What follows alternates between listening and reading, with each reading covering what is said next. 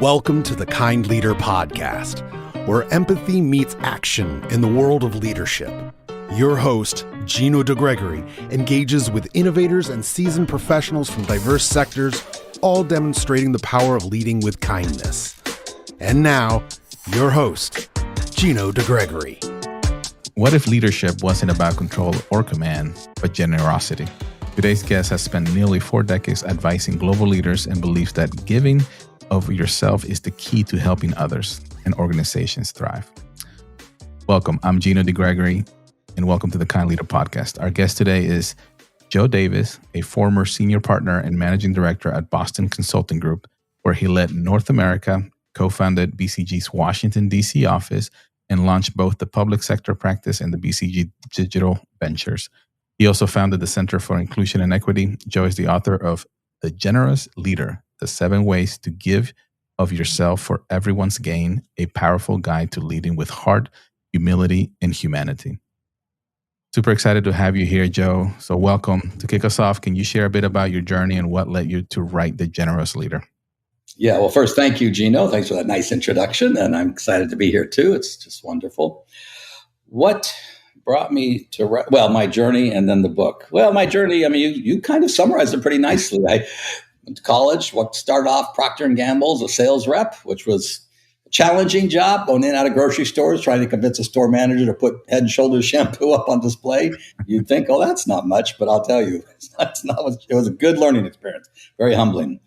Then got myself from business school into Boston Consulting Group, BCG, and just had an incredible career. I mean, some people ask, how'd you last 37 years? And there's loads of reasons, but I will mention 2. One, I had an amazing mentor, He pushed me hard. He was challenging, but he cared that I grew, and he had my back. And then the people at BCG, I mean, we all say that, well, maybe not. Well, we all say the people. I have friends who don't like where they work because some set of the people just are challenging. Yeah. But at BCG, the people are wonderful. And the work was exciting. I can go on and on. So I spent 37 years there. I left BCG formally in January. And now I'm spending time with this book and stuff, talks. And also I had 8 grandchildren, number 9 coming. So I spent time there. So the book, quickly, I mean, coming out of COVID, which we may talk about, a handful of my colleagues said, you ought to write a book about leadership. And the second I stepped out ahead of North America, just started cranking words. And I wrote 38,000 words in probably 2 months. Wow. I shared it with Harvard Press. The nice thing about BCG is it has access. Yep. And the woman there read it. She said, I skimmed it. It's very good, but no book. So what do you mean? She said, no one's going to want to read about COVID. The 2 years later, it takes us to publish a book. And it's a lot about you. So she actually encouraged me to interview some of my clients that I thought fit what I considered a generous leader. When I started down the path, I also thought, my gosh, Brené Brown sells millions of books, Adam Grant, Malcolm Gladwell, Rachel Scott. I mean, you go on and on. You think, oh my gosh, who's going to read my book? But a good friend of mine said, Joe, if you move 8 people to maybe be a little bit better of a manager, and then of course that ripples. I think you've said the same thing. Yeah. That rippled 8 more. That'll be worth the effort. Now, you probably know it's a hell of a lot of effort to write a book, but it was worth it. I hope I move more than 8 people too. I think you will. I'm sure you will too, just because of what's needed right now in this world, right? And I feel the same way with this Kind Leader podcast. About a year and a half ago, it's work, right? And it's one of those things like no one wants to hear about in my mind, right? The limiting belief or the imposter syndrome is like nobody wants to hear about that, right? It's like what? Why put it out there? But, a year and a half later, 60 plus episodes, and it's an amazing experience, amazing journey, and definitely looking forward to diving in a little bit more. Thank you for pushing the message too. Absolutely. All right, so let's get into the meat of the discussion here. My first questions that I love asking my guests is, what does being a kind leader mean to you? That could be a big word or it could go all over the place. I think 2 things. Obviously, I use the word generous. You and I think mean quite the same thing. There's a lot of different words.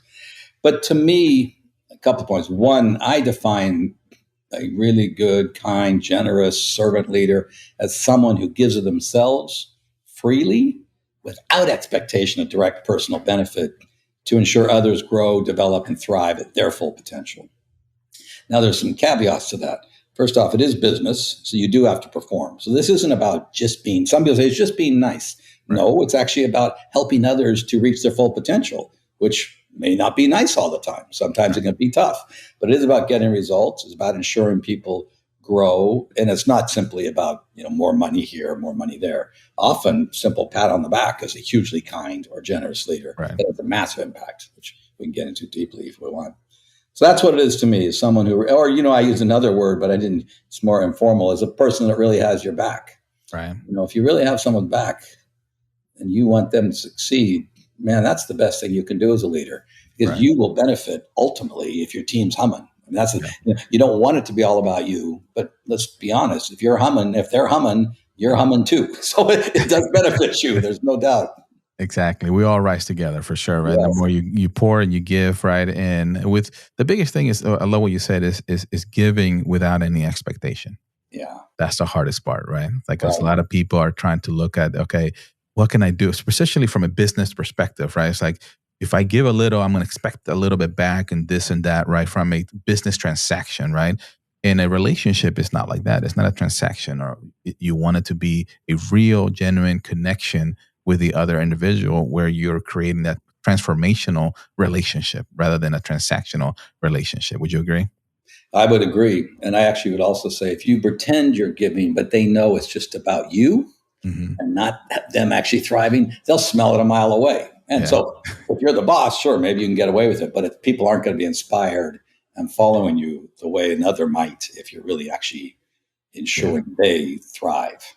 Absolutely. And then that's, time and time again, it's like when you inspire people and you show the vision and the clarity of where we're going and what we're doing and why we're doing this, right?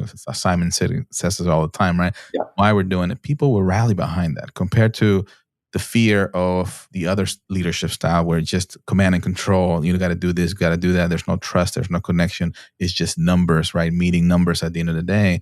That's no fun for anyone. So, but yeah, I appreciate you the description of the kind leader, and it means a lot to me, your perspective as well. And going into the book, you're the generous leader that you wrote, right? You picked 7, right? Powerful ways. We'd love to, if you don't mind, kind of touch on them a little bit, right? And understand, how'd you come up with that, and how can we apply it? Yeah, and I'll be careful because I could go on for too long with 7, so I'll be good. But I will first just little open kimono on writing books. You sit there and think through, okay, what are all the traits I've seen or observed or I've used or people, and that's a list, and I can't remember how many it was. It was more than 7. And then you get to a publisher or editor who says, buddy, it's got to be, so maybe 10, maybe 7. So, and I had a coach help me, and she helped me push us down to like, what's 7 really matter? Yeah. Could have been 6, could have been 8. Briefly, so I picked, I believe, 7 things. I mean, and I've got them. You could debate the order, but I would say first one is what I say is you want to really figure out how to connect with people. So generous communication, which means connecting in a way that they hear it, not just the words you're saying. Mm-hmm. Very important is be curious and generous listening, which actually means, okay, what's in your head that I don't get? Right. What do I learn from it? Ask questions, really understand, not just assume the other person's wrong. I think generous inclusion, welcoming everyone. And by that, I don't mean DE&I type inclusion, although I'm a deep believer in that. And as you noted, I started one of the groups at BCG focused on that. But by this, I mean, include people outside of just your regular circle. One, you help them grow. It shows respect. They're inspired to push even further. And 2, you'll learn things you didn't know. If you talk to the finance person that did the work, not the vice president who summarized it. I do stand up for them, the generous ally. I'm actually now we'll go to the D, and I think I do believe that some people do not have a fair shot and don't have as much opportunity to get in the door as others. I know that's not a popular view right now amongst many. I believe that's true. I think the data would say that's true. And so the point is really, and I use the word action ally, and people talk to me because what do I know about this? I'm a white male. They said, Joe, what we really want is someone who opens the door and helps me to walk through, but then let me walk through and let me perform on my own. Yeah. It's not about you doing it for me. It's not about you. And if I fail, so be it. Right. So next is very, very important, recognition, development, really generous development, which I was listening to one of your podcasts and someone said, kind doesn't equal nice. Yeah. And, I agree, because sometimes feedback can be tough, can be harsh, But if it's thoughtful, if it recognizes their strengths and where they have to work and delivered in a clear way, it's hugely valuable. Now, I'm not saying go out there and be a jerk all the time, Right. but it's not only about being nice, it's about being clear. Last, two more, what I called small acts, big impact, generous moments. I think there's nothing better. Remembering someone on their birthday is a very simple thing that's quite cool, And if you don't have that big organization, you can do it. You can use your calendar to do it too. The other thing I'd say, very simple. I just hear more stories about, I got this great email from my boss that congratulated me, and they copied the team. And the person's just in heaven. It wasn't a raise. It wasn't a promotion. It was an email. Recognition. Job well done. That probably took the boss 30 seconds, 90 seconds to write it. And then finally, something very important, I think, for men, this is, be vulnerable, give up the mask. You can call it authenticity, vulnerability, humbleness. But, I think this is critical because you can't really, if you aren't a little bit humble, you can't really communicate in a way to make sure they're hearing, because you're all about what you're saying, not what they're hearing. Or you can't really listen and say, they have a different point of view. If you're not going to reveal a little bit of your own vulnerability and the fact you don't know everything, you can't really execute a lot of these other traits. Now, I'm not saying you have to run around. We can go deeper than that. I'm not saying you have to run around and cry every time something's bad. But, showing your human side is important to being, a leader that's going to inspire others. Absolutely. There you go. I did it pretty quickly. Very good. I love it. It was like less than 4 minutes. I know. I tried, man. I tried. So thank you very much for that description of all 7. I got to say there's 2 of them that I really hit me, right, as it relates to who I am as a person, as a leader, and what I preach out there, right, with others. Connect. The number one. Like, if you can't connect with the people and truly care, right? It's not just checking the box, I'm your supervisor and you got to do certain things. It's really connect with somebody and care. One of the things that I like doing is I mentor a lot of folks in the organization, and sometimes I do it on the weekends. Like once a month, it's a call that I have with one of my leaders, and we talk about just anything that he wants to talk about. Like anything, what's going on in his personal life. Maybe he's got other business things he's thinking about, and, some of the challenges he's seeing. And I'm just a listener. I'm just providing guidance and support. And that has made a lot of difference, in his life, right? His career. And I'm no gain, nothing I'm trying to gain. I'm just really there to help and guide, because I've had other people have done the same thing. Right. Well, that's what you're doing. You're giving back and passing it on.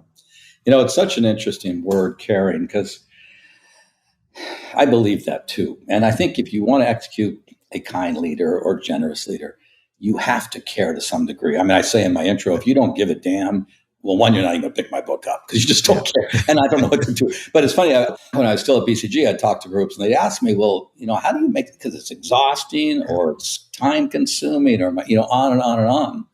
And a couple of things. One thing which some people criticize me on is you have to take care of yourself first. And I didn't write that book.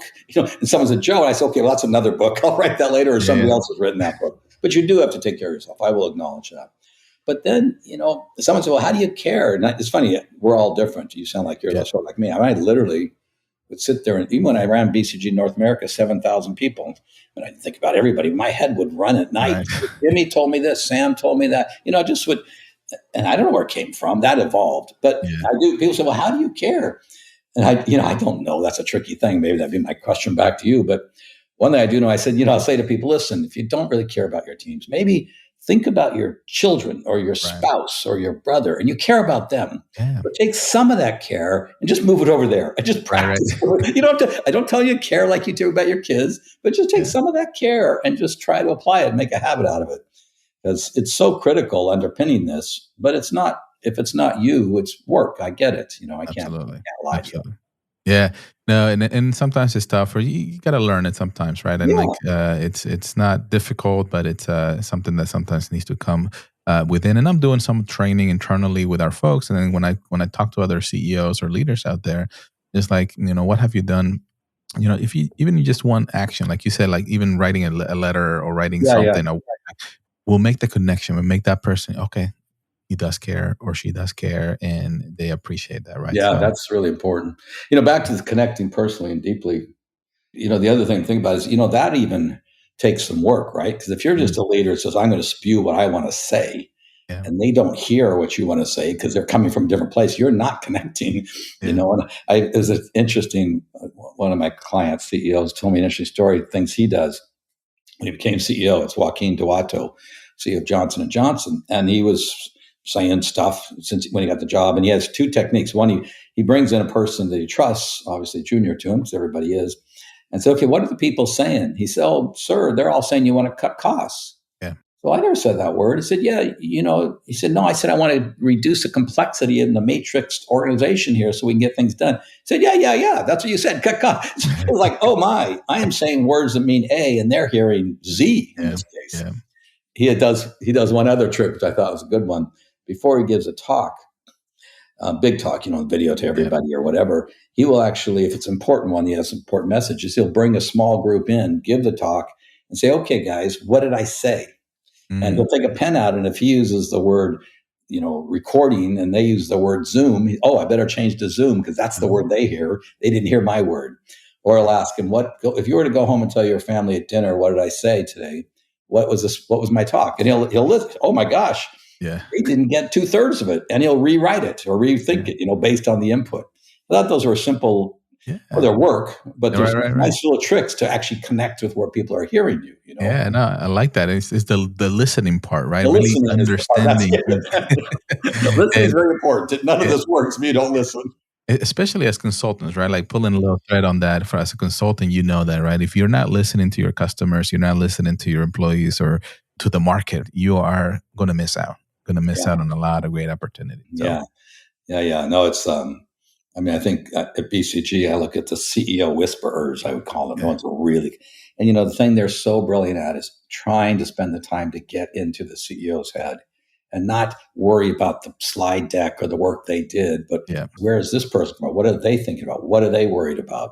And that takes a lot of work, especially if you're smart and think you got all the answers, Absolutely. And then when you come across as that, then definitely that you're done. Which brings me to my other favorite out of the 7 that resonated with me is being vulnerable. You also described it with humbleness and that kind of stuff. But I realized young in my career that, I wasn't the smartest person in the room, but I was one of the hardest working people, right? I was always grinding, right? But I also realized that it wasn't about just hard work. It's about making the connection, but then also sharing with your colleagues or your leaders or your customers, right? Just, you may not have all the answers, right? But you're here for them. You're here to figure it out together. Yeah.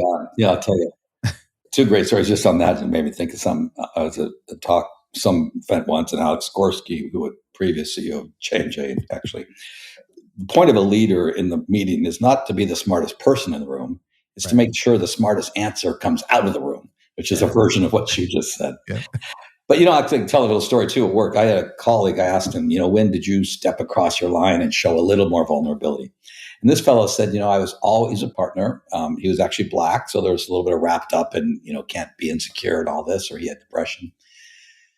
He said when he works with his teams, if he sees that they're getting stuck and they might turn to him and ask what's going on, and he doesn't have an answer, he'll leave the room before he will get the question, and he have to say, "I don't know."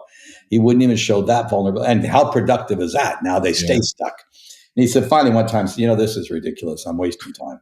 So he said, I don't know either. And he said, it's like this burst of creative energy. Oh, you don't know either? Oh, none of us know? Oh, and the energy started going, the brainstorming. And, 3 things happened. One, they were fearful of admitting they didn't know. And so they were stuck. He just broke that through for them too. Yeah.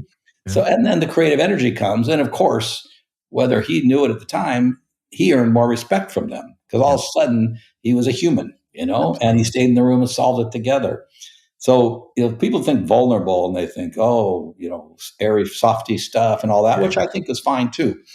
But a lot of it is just showing that you're human. And as you started with, don't have all the answers. And the point you want to do, can I tell one more story on this? Please, yeah. This was a very powerful story to me. And so many things you don't get at the time, except they sink in a little bit. I was 3rd-year consultant, I think, or 2nd year, and I didn't know how to do some math thing that was a little over my head. I was like you. highly collaborative, not the smartest guy. Now, I'm not a dummy, obviously, Right, but right. some people are like, wait. Yeah, yeah. And I was stuck. And I walked down the hall to my mentor, who was a senior partner, and said, "Hey, Steve, I don't know how to do this. Can you help me?" And it's interesting. He didn't know either. He Mm, could have said, "Hey, wait, I'm busy. Come back in a half hour." Got the answer, and then he said, right. "Oh, I don't know either. Let's walk down the hall and ask Philip, who's a very even smarter guy." So there was a massive signal there. A senior partner admitted to a junior guy he didn't Yeah, know how to do the math, and went to ask yeah, another senior partner. I mean, the message to me was, "Oh, if you're stuck, go find help. yeah. Don't waste time. Don't get caught up in yourself." It was amazingly powerful. That's And I have awesome. to say, at the moment, I didn't get it, but as I reflect back, Yeah, a yeah, yeah. lot of stuff that sticks That's with me. amazing to your point, right? You're just getting started and you see your leaders out there saying, "No, I don't know." And then they're going around and let's try to Finding figure other it. people. Yeah. No, I had the nerve to ask him. I was a Yeah, little older when I started BCG, so I wasn't afraid. That's part of the trick. But yeah, it's stunning. He could have just kicked me out and said, yeah, "I'll see you in a half hour. I'm busy." And come yeah. back with the answer and look like the hero, you know? But Exactly. and that would have wasted time too. Exactly, exactly. And then thank you for sharing that story. And it leads me to a question about, I'm not sure how much you can share, but it sounds like BCG had a great, or has a great culture, right? In a culture where it allowed you to be that generous leader. Were you bringing that part into the culture? With the culture already kind of defined? If you don't mind sharing a little bit about that. Oh, well, that's a big, I mean, that opens me up to an arrogant answer. Well, 37 years in enough leadership positions, and what people have told me, I will say, I think I probably brought the culture, and extended the culture of BCG. Me and the CEO at the time, who was a friend of mine at business school, we both probably lived it deeply. But BCG is it's a people place. Yeah. That's all we sell is people and brains. Yeah. Now we have tools and we have knowledge, but it's the people. So by definition, we really figure out how to take care of the people, which helps a lot. It's Yeah. also it's a massive feedback. There's feedback after every little bit of work and after every project, and there's annual feedback, and we have anonymous upward feedback. Mm. Right. And if you as Anonymous upward feedback. Is that what you yeah, said? if you as a Okay. partner have 3 years of bad, terrible feedback, you will get fired. Oh, Now, if okay. you're the most commercial guy at BCG, we'll hesitate a little bit because, but we Right, will. But right. if you have 1 year and then 2 years, we'll get coaches, we'll get psychologists if we need them. Yeah. Because our people are our only asset. You don't Yeah. get a guy going into Ford and banging up the machines or knocking Right. out the robots, do you? The guy get fired. Well, it's the same thing. So that helps a lot. And then we also have a good friend that says, what gets rewarded publicly really sends a big signal. We have this thing called the North Star. So there's a matrix and revenue and upward, which other way, net revenue and upward feedback. And we Mm. highlight at the officer meeting the people with the highest revenue and the most perfect upward feedback. And Mm. those are the stars, not just the revenue guys. We don't even comment on the high revenue guys. We actually like the high feedback guys, but if they have no revenue, it's a problem. But the combination, and that's a chart well, now we're so big, I'm not sure we throw it up on the screen, but we threw it on the screen for 20, 30 years. That Wow. sends a pretty powerful message to everybody. Yeah. You can sell Absolutely. work, but you better be treating the team right. Yeah. I said to you earlier, whose back do you have? I mean, that's pretty common. Do you have Yeah. people got your back? It's a pretty common phrase, but I started using it quite extensively once I started in leadership roles and offices, systems, and then Yeah. Yeah. North America. So I don't think that created the culture, but it just sent a powerful Right. signal reminding people of the culture. Right. Well, you Long influenced. answer, sorry. Yeah, that was a great answer. I mean, and I think it kind of validates some of the things. You were in leadership positions, I get that, but coming up too, right? You were influencing. I get the sense. I don't want to Yes. speak for you, but it's like, and this is what I want to share with the audience here is like, you don't have to be in a leadership position to make a difference, to make an impact. You can help influence that through a generosity leadership style or being a kind leader that people resonate with, and it's, oh, I can start doing this, right? Oh, yeah. No, I think just using BCG, the first time you have a leadership role, you might have a team of 3 people. Now, it's hard when you're that new to understand how to step up to the way you and I are talking, unless it's Yeah. ingrained in you because you think you got to know the answers. Right. So I think that's the hardest time to do it. But quite frankly, that's when you got to start practicing, Yeah. with your small team. The challenge is the team's so small, if they screw up completely, you probably can get the work done yourself. But you can't when there's 10 people and you can't when there's 100 for sure. Right. Right. So it doesn't make for the best training grounds. I'll fix it all. Yeah. Right. Right. But I for sure believe what you just said. well, we can get to legacy later, but Yeah, also yeah. you can start building your legacy and building people's future at Right, right. any stage, quite frankly. 100%. And I can, I don't know if you know my background. I run a consulting firm. We're the other BCG, Bravo Consulting Group.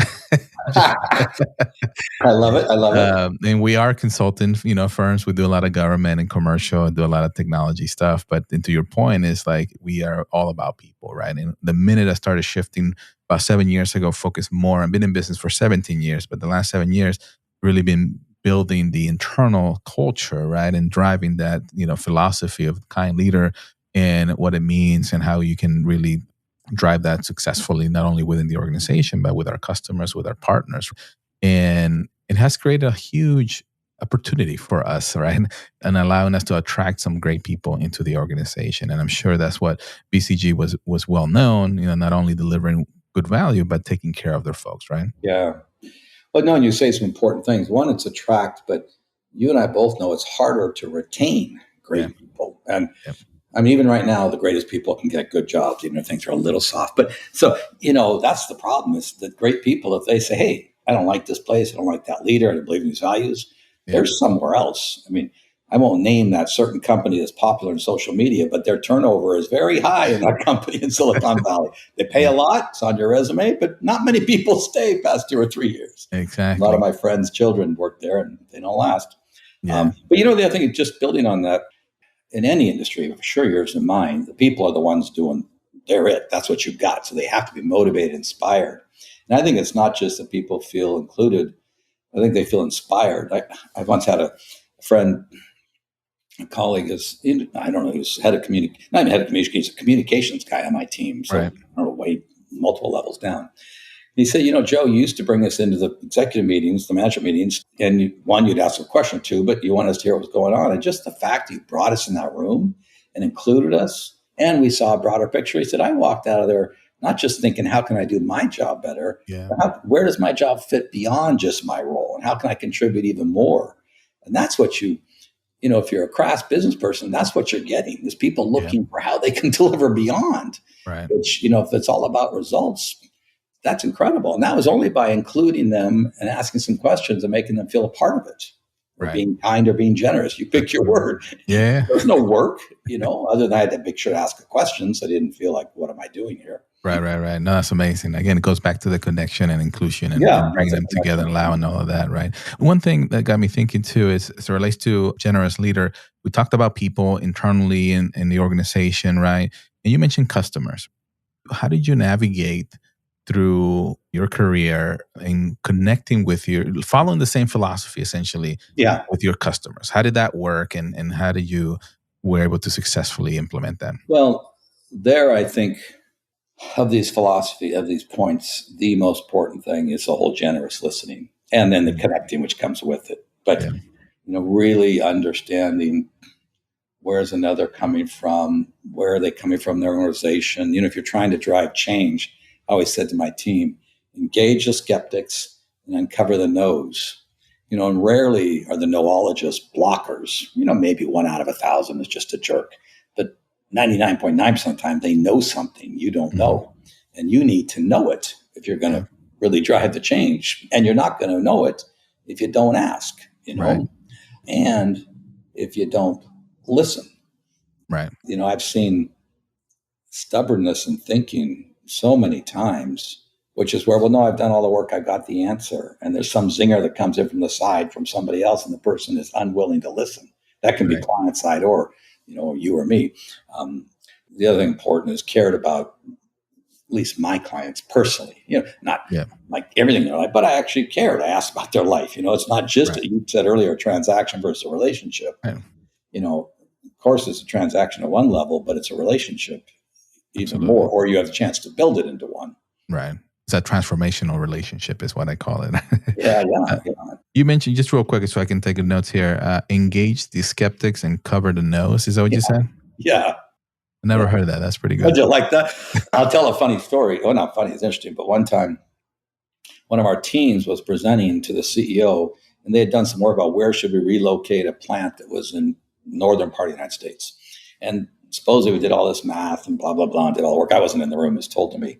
We were presenting to the CEO, and we were saying, put it down south somewhere, which is fine, but where it's less expensive. And he finally says, well, that's fine, but that plant is my most diverse plant. Will I be able to match the diversity down there? Mm-hmm. Well, our team just stuttered, didn't know what they're doing. And the partner later told me the story. He said he went to the manager doing the day-to-day where he said, I told you to check with the HR people and the EEOs. Well, what do you think I am, an HR expert? No, I just expect you to go ask everybody, right, the skeptics, and uncover the no's. This person was caught up in here's my expertise, here's what I know, the math says move it, what else matters? And we were very embarrassed when the CEO asked that question because we hadn't thought through the people side of the move. And all he would have had to do was walk around and engage the skeptics and say, what's wrong with this idea? What's wrong with this idea? It's a little bit, sorry, this is funny, just a consulting point. But, you people hear bad at consultants, they take the watch and read you the time. But, that is sometimes what we do, but we check a lot of watches, and we check the watches that a lot of people don't look at. So we're bringing different times, Yeah, you bring the different perspective and experiences that you've been doing it in the industry or other industries to bring that perspective. So no, I appreciate it. That's really something I want to grab internally here. Use that. Engage the skeptics and cover the nose. I know. But then listen to them. They have to listen to them, And listen for sure. So one more thing from a customer perspective, and this might be relevant, or you grew the federal side, right, of BCG, right? So one of the things that I'm seeing from a culture and leading this, kind leader and stuff like that, I'm sure you had folks on site in SCIFs or in environments where, they were removed essentially from the day-to-day connection to the corporate philosophy or culture and methodology. How did you navigate through that? Because I have a lot of listeners that are in the government contracting, and so I'm curious on, did you have that challenge or? Well, it's interesting what you're saying, because yes, BCG does federal work. Yes, it's a whole different floor and you can't get in the doors there and all that stuff, But those humans in there can come out. So when we have staff meetings, they still come out to the meeting. So maybe when I started the public practice, I started it. So we didn't have that stuff because we weren't doing anything. So, first piece of work we just did it in our offices. Then we later learned, oh no, you need all these fancy security clearances, depending on the work you're doing. But I'm a little bit lost. At least we don't have a problem including those doing that work behind that wall in the BCG. I mean, they go to the family weekend, they come to the Christmas party, they come to the staff meetings, they can walk out and get free food in the other side. No, I get that. And I think when I think a lot of organizations do that, right? They get together and they're intentional about the connection, right? But each customer, especially in the government side, has their own culture. Right. So, and how influential as BCG is or other organizations that follow that philosophy, were you guys able to push a little of that into the customer's organization? I see. Although I think that's not just government. I mean, if you're going to try to drive change anywhere, you've got to understand the culture, the roadblocks, in the organization and figure out how to work with that. I mean, that's almost a given. I don't think that team has significantly different training. The one thing I was going to say on government, because, right now there's all this press about these. But when I started, I was pleasantly stunned because I had an opinion of, these people, they go at 9, they come out 4, they don't do anything. But most government workers I met at any level cared deeply about their mission. And I'm saying this on purpose right now, cared deeply about their mission and wanted to do a good job. It was there was not, just like anywhere in the world, maybe someone had a job we didn't need, but that's not a government problem. That's a world problem. Right. But it was stunning to me. And, one time I asked, well, why don't you do this? They said, Joe, we can't break the law. You can break the law, but we have 1,000, and we don't know which law is written. There's a law that says don't go to the bathroom. There's a law that says you can go to the bathroom. The law says go to the bathroom in that room. We don't know, so we don't go to the bathroom. I'm joking, but it was that bad. And, and I thought, wow. He said, no, you don't have those constraints. So I was really quite impressed and heartened by the commitment of those that work for us.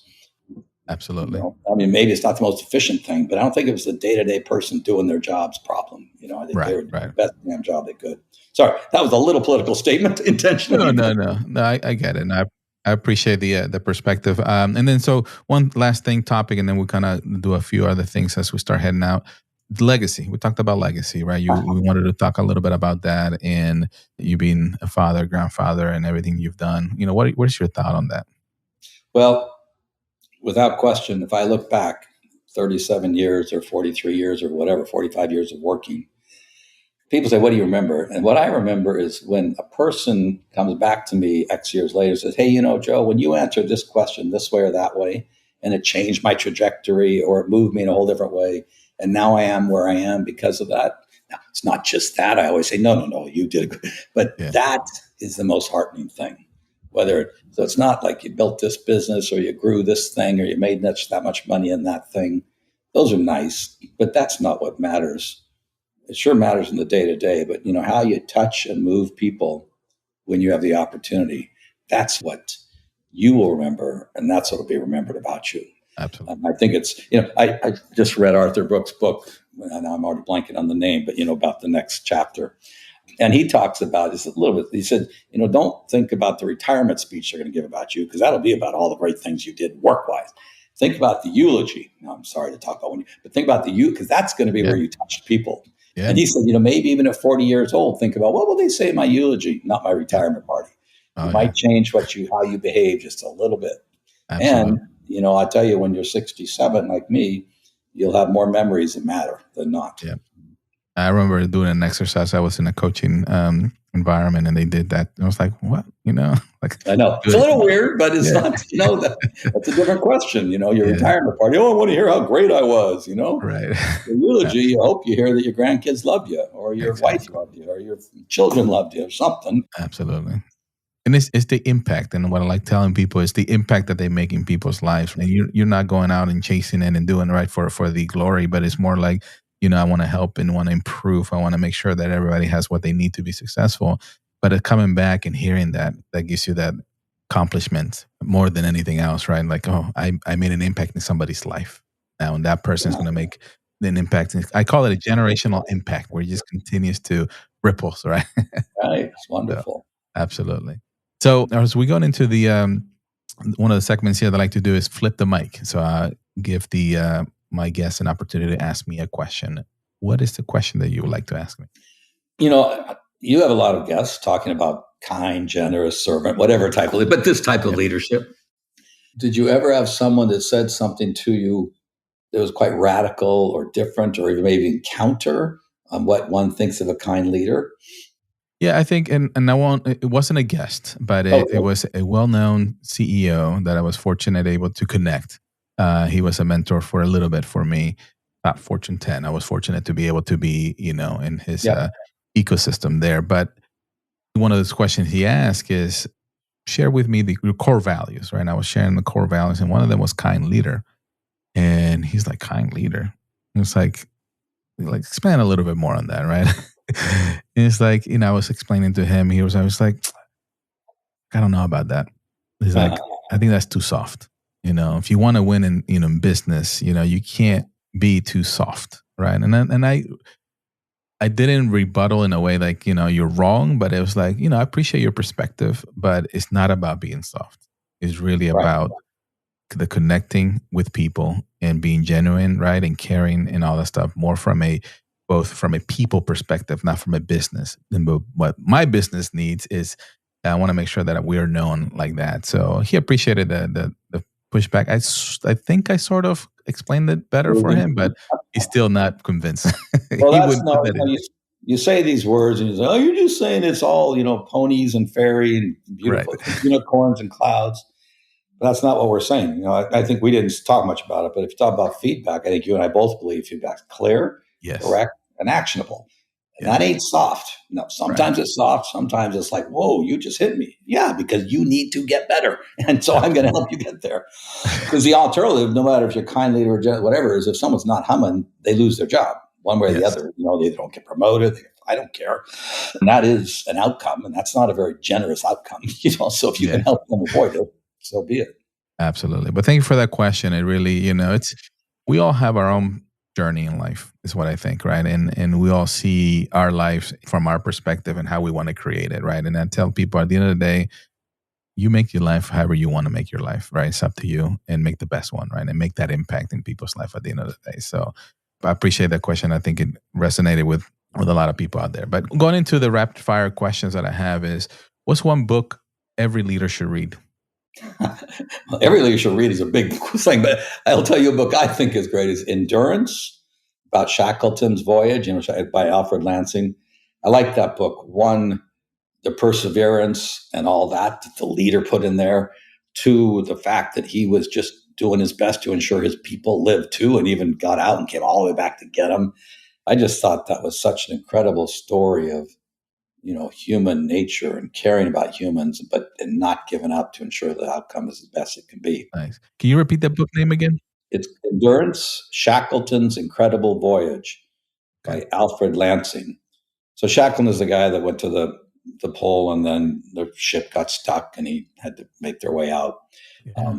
It's a really good book. And it's a story too. I mean, it's true, but it's a story. Yeah, I appreciate that. No offense to business books, but they're not as inspiring to read, Right. And definitely read your book, right? So I'm definitely going to be looking into that. A quote or mantra you live by? This is not a quote you're going to recognize, but I mentioned Arthur Brooks once, and this legacy thing moved me a lot. And there's a line in his book is, your legacy will be somebody who truly was in the middle of a beautiful story that had a beautiful ending that you wrote. So it's similar to what you just said, what you do for someone in the middle of the journey. Yeah. So that quote, just the quote, or you could say think about your eulogy, not your retirement. Yeah, that's a good one. I just think this is so important. And if you think about it at 35 or 40, it's going to make a difference in your life. Yeah. No one tells you that until you're 60. Right. If you could have dinner with anyone, past or present. Oh, you're going to be shocked by this one. I was thinking about this. Who I'd want to have dinner with Stephen Miller, the current president's advisor. Because how can someone, I'll say, be supposedly so smart, so intelligent, but seem to spew so much negativeness about things. So what is in this guy's mind that, for example, is so different than mine? I can't believe he's an evil human. I can't believe it. So what's clicking? That's just like, why do we have to throw everybody in the country out? I mean, I just would love, now, probably would never tell me truthfully, but if it's a one-on-one dinner, it'd be very fascinating. And it'd be fascinating for me to hear how somebody else who doesn't seem to share my values thinks. Yeah. I think that'd be very useful. That'd be an exercise in listening. That's for damn sure. Yeah. And even outside of political, right? Like one of the things is just human beings, right? Like just at the end of the day, we understand the mission and, the business, roles, right, in the world. But, we're all humans, right? We're here for one reason, and one reason is to live and enjoy life at the end of the day, right? However we choose to do it. So, so I'd just be fascinating. Otherwise I could have picked Mother Teresa, which would be wonderful, but this would be more interesting dinner, I think. Absolutely. Thank you. All right, Joe. It's been a great conversation. Where can our guests find you? LinkedIn, or you have a website? I do have a website. It's very easy, joedavis.com. But to your point, didn't used to, but I follow LinkedIn pretty religiously now. And if you really want to contact me, leave a message there on that, and I will respond with my email, and then we can connect. I don't, won't go back and forth on LinkedIn. That's right. But that's a pretty easy way. Or, there's a way to contact me versus through the website. But LinkedIn, awesome. Those are the two best ways. I agree. Awesome. So we've talked about, obviously, your book. We talked about so many great things and advice, especially with the 7 different things that being a generous leader means to you, right? Or the way you write it in your book. But most importantly, you talk about legacy, right? And that's what's important too, right? And I really appreciate everything that you've shared so far, and I look forward to continuing to listen to more of your stuff in the future. But any final messages or thoughts you have for the audience here? Well, probably 2 things. Bring your human self to work. Don't be afraid to be human, a little bit vulnerable, and listen. Ask questions and listen. That's the work environment. That's, right. That will make a huge difference. Beautiful. Well, Joe, thank you for your generous and grounded conversation. And to our audience, thank you for listening to the Kind Leader Podcast. And remember, be kind, bring value, rise together. Have an amazing day.